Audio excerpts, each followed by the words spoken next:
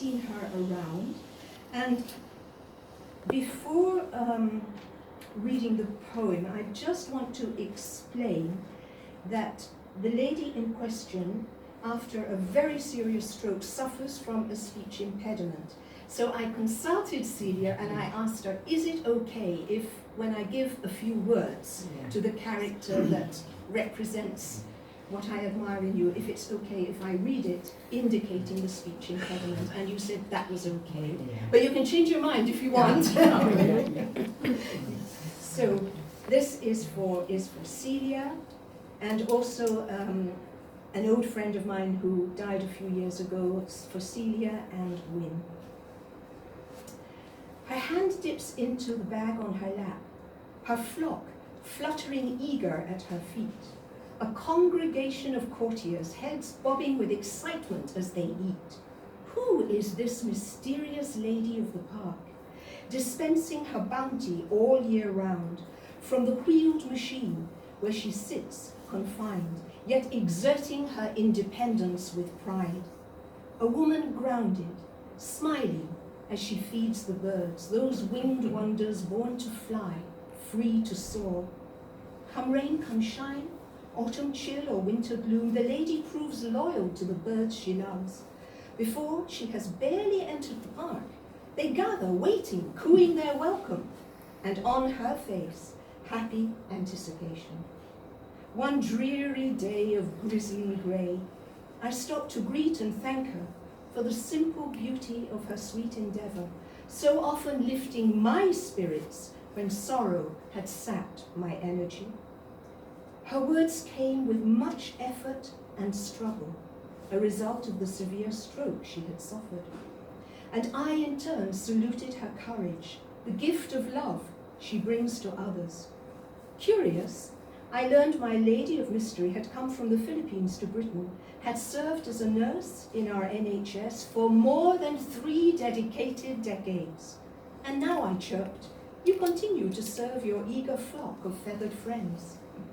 Her story touched my heart at a moment when xenophobic, racist remarks had surfaced from a stagnant well of bitter, frustrated discontent, 2 months on from the muddied waters of the nasty, malicious Brexit campaign.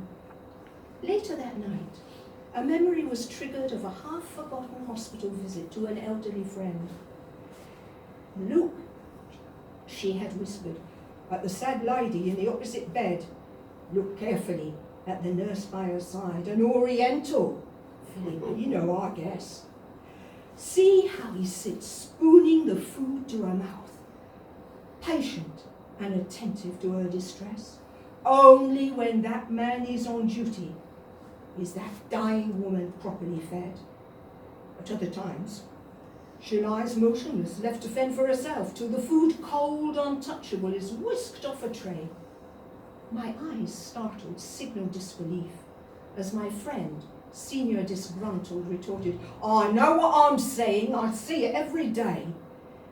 A decade on from that scene recollected, my mind turned to the possible connection, based on a curious coalescence of stories and coincidences. For my new friend, the lady of the park, had told me her husband had been a nurse.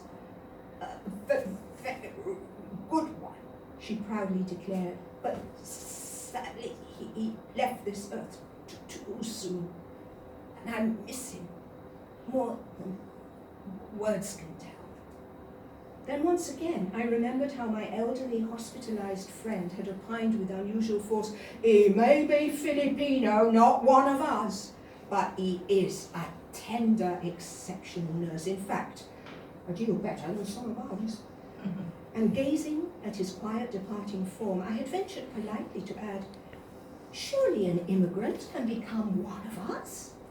Well, I suppose you may be right, came her response. Now don't get on your hobby horse. I know exactly what you're going to say. Without the services of immigrants, our NHS wouldn't last a single day. We laughed. I squeezed my friend's slender hand. I've taken the words right out of my mouth. In a complex, multicultural world, should not compassion and caritas count for more than the provenance of birth?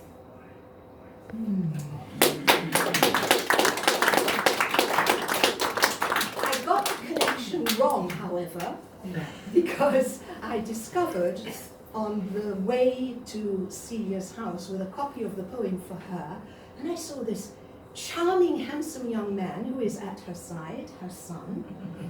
And I thought, when I was introduced to him, I thought, no, I got the connection completely wrong there.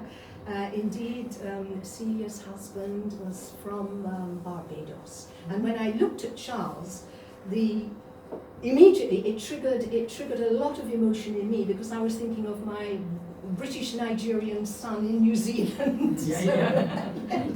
So there were all these curious border crossings going on. Yeah. So